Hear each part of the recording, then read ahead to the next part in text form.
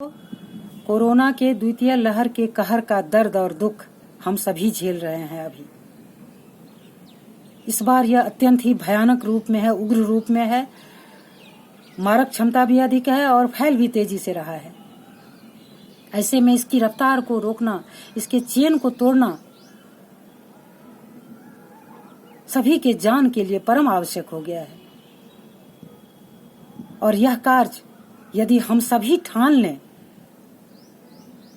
तो हो सकता है, मुश्किल नहीं है, किंतु करना पड़ेगा सभी को।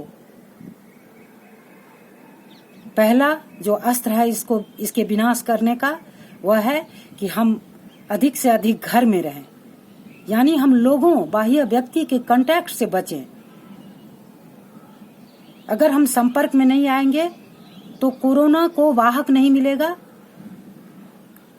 वह दूसरे जगह इसको भेजेगा नहीं और इस तरह से इसका चेन टूटेगा, इसका फैलाव रुकेगा और यह निष्प्रभावी हो जाएगा धीरे धीरे और हम सबों की जान बच जाएगी। तो यदि हम चाहते हैं कि हम सबों की जान बचे तो 15 दिन, कम से कम 1 मई से लेकर के 15 मई तक हम लोग घर में रहें, बाहर कम से कम निकलें। जो सीनियर सिटीजन्स हैं, हाउसवाइफ्स हैं, बच्चे हैं, छात्र छात्रा हैं, वो तो आराम से रह सकते हैं घर में। जो व्यापारी हैं और जो सर्विस होल्डर्स हैं उनको बाहर निकलना होता है। व्यापारी चाहें तो वो भी 15 दिन इसको अपने कार्य को रोक सकते हैं। सर्विस होल्डर्स को निकलना पड़ता है। सर्विस होल्डर जब निकलें तो वो डबल मास्क पहन करके निकलें। सर्जिकल मास्क उसमें एक होना चाहिए। मास्क को कभी भी दूसरे व्यक्ति के समक्ष ना खोलें। सैनिटाइजर रखें हाथ में, साथ में सैनिटाइज करते रहें हाथ को। घर जब आवें तो पहले सुसुम पानी से स्नान करें, गार्गलिंग करें, स्टीमिंग करें, फिर दूसरा कोई काम करें। तो बहुत शीघ्र 10 से 15 दिनों में इसकी रफ्तार रुक जाएगी और इसका विनाश हो जाएगा। वैज्ञानिक भी कह रहे हैं कि ये पीक पर है और जब पीक पर होता है, अन्य देशों के एग्जाम्पल से या हमारे ही देश में पहली लहर में हमने देखा है, जब यह पीक पर होता है उसके बाद इसका विनाश प्रारंभ होता है और यह धीरे धीरे समाप्त हो जाता है। किंतु 15 दिन हम सबों को संयम से रहना होगा, धैर्य से रहना होगा, एहतियात बरतनी होगी। हम यह नहीं समझें कि हमको नहीं होगा। हम देख रहे हैं कि क्या हो रहा है। अभी मैंने देखा कि आज तक के मशहूर एंकर रोहित सरदाना जी का निधन हो गया। झकझोर दिया हमें भी। इसलिए अब हम सभी सतर्क हो जाएं। और दूसरा जो महत्वपूर्ण बात है अभी, वह है कि हम अपने तन और मन की मजबूती बना करके रखें।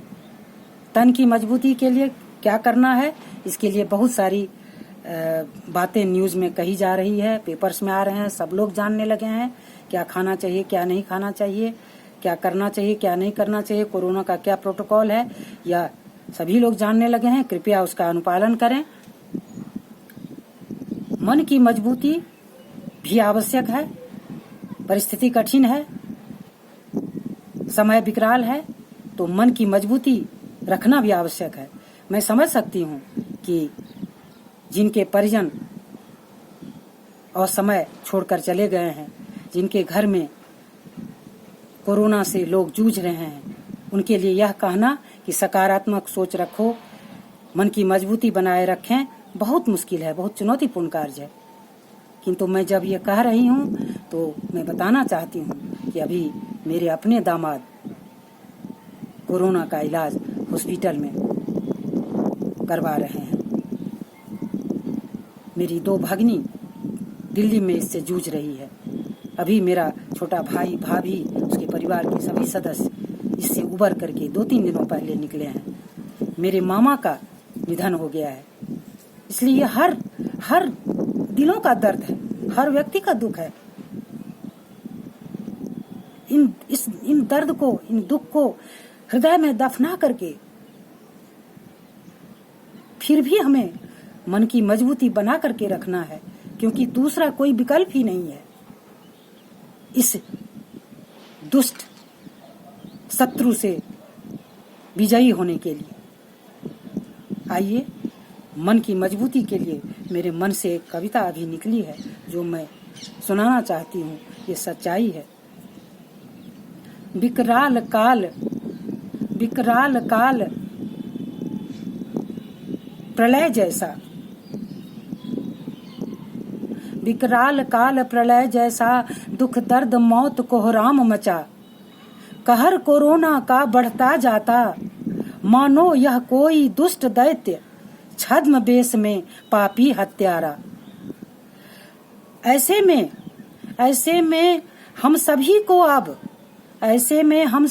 अब वीर हनुमान जैसे बनना होगा। साहस संयम धीरज बुद्धि से इस दानव को भी ध्वस्त पस्त करना होगा।